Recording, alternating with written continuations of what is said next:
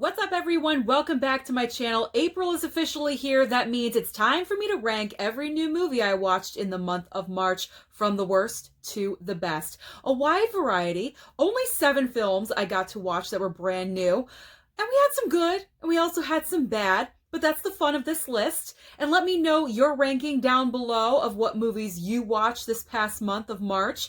And don't criticize the list. Everyone has their own opinions. This is my personal opinion, so don't judge. Don't judge. All right, let's start at the bottom. I hate to say it, but it's One Night in Miami. One Night in Miami is at the bottom of my list simply because I fell asleep. Not only did I fall asleep once, I fell asleep twice. So the first time I attempted to watch this film, I completely zonked out. It was kind of late at night, about 10:30, 11 o'clock. Okay, I fell asleep. I understand that. I tried watching it again with an open mind. It is awards season. I want to know this film. It's getting nominated. It's got to be good, right? It did not capture my attention. I was kind of in and out of a trance at one point. I was like, one eye open, one eye open, one eye closed while I'm sleeping. It didn't work. I was bored. Unfortunately, I was bored with this film. I'd say about 45 minutes in, it just completely lost my attention. It's 4 men in a hotel room talking. It wasn't that interesting to me. I'm sorry, sue me. I love action movies and comic book films and tons of humor. This film had none of that. So if none of those ingredients are involved, I'm probably not going to enjoy it. So unfortunately, because I fell asleep, One Night in Miami is at the bottom of the list for me. I apologize. It's just the way it is. Coming in at number 6, Coming to America, the sequel to Coming to America. The comedy that I love and adore with Eddie Murphy. It's definitely in my top 10 list of best comedies of all time for me. But the sequel 30 years later did not live up to expectations. I was severely disappointed in this film. The only thing it had going for it was the nostalgia factor, because it did get a bunch of original cast members to return. One thing that really bothered me, though, is that they never addressed the Queen. Akeem's mother, Eddie Murphy's mother in the original movie, they never said anything about her in the sequel. I just had to assume she passed away. But they never made dialogue in the script to allude to that, such as, I wish mom were here, or mom would know what to do. She was gone. There was a picture of her at one point, and that was it. So you just got to assume she passed away. But that's a nitpick. I have other reasons for not liking this movie, but that just really stuck in my craw. Just a little bit. They did not address her. The main focus of Coming to America is not on Akeem and Lisa and their reign, their ruling, and their daughters. It is focused on this son that he discovers 30 years later that he had this bogus storyline about sleeping with another woman played awfully by Leslie Jones. She does not have any acting range whatsoever. She plays the same character again and again and again, and she is so dominantly featured in this movie. It was such a distraction, I do have to say. But I don't know, it didn't click. It didn't work for me. The funniest parts for me were obviously the guys from the barbershop, the brand new character of the witch doctor, pretty much all the characters that Eddie Murphy and Arsenio Hall play that aren't their main characters are the features that I adored the most. And Wesley Snipes, possibly, because every time he entered, I laughed. I thought it was funny. It was so grand and obnoxious. So that would, it's good to see Wesley Snipes after such a long absence, but other than that, Coming to America, the sequel, I will probably never watch this again. I won't buy it on Blu-ray. The only reason I watched it is because it was free on Amazon Prime. It was for free. You didn't have to pay anything extra, so I'm like, you know what? I'm going to give this a watch. It's a one and done for me. I'm good. I am good, Eddie Murphy. Thank you so much for this not good sequel.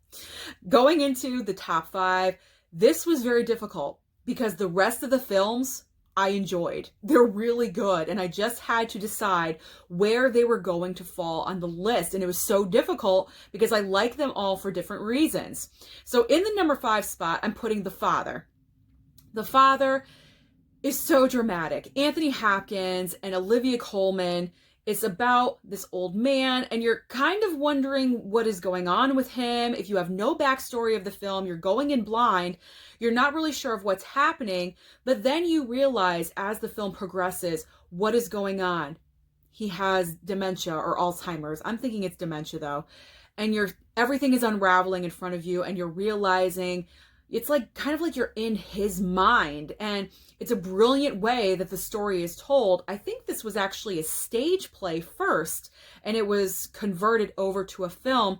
Anthony Hopkins, the last scene of this movie had me in tears. His performance is absolutely incredible.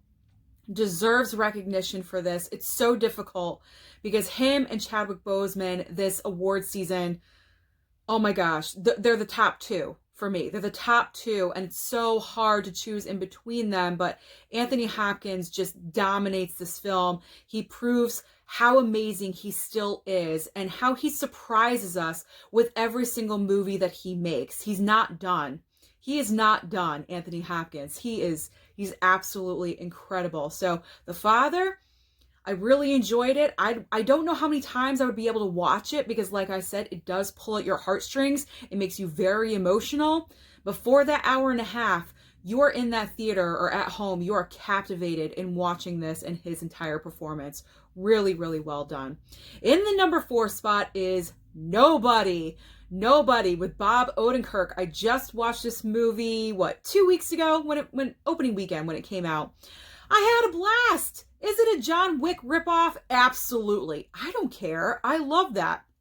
You can kind of relate because he's like an everyday Joe. He's not an A-list actor like Keanu Reeves. He's an okay, like whatever kind of dude, and he's kind of going through life, and you're thinking, wow, his life is lame and it's boring. But no, he's got a secret, and I don't think his family knows about his secret, but his family is in the dark, and all of a sudden all this chaos starts happening around him. He has to go back into his old life, and it's amazing. It's just a good time. It is just an absolute blast and good time. And while he's fighting, he doesn't win every single time. He gets his ass kicked. And that's what I like about this movie, is that it's not a guarantee win for him just because he is the star of the movie. At some points, he's taking shots to the face. They're knocking him down to the ground. Whatever, it is what it is. It makes it more realistic. So with Nobody, I had a great time because I gravitate more towards action films and comedy, and this film does have some comedic moments, which I appreciated that incorporation into the film, which does make it different than John Wick. So if you're looking for action comedy, go and see Nobody. It is a good choice. In the number 3 spot, I'm putting Da 5 Bloods. Now I know Da 5 Bloods came out a long time ago, but it's a new watch for me, so I put it into the ranking list for March. Da 5 Bloods. Now I don't normally gravitate towards war films or male-dominated movie. I don't know. I like a good mixture. But this film, I was like, you know what? It's nominated. It's on Netflix. I'm going to give it a chance. I watched it with my father, and we were so surprised by this film.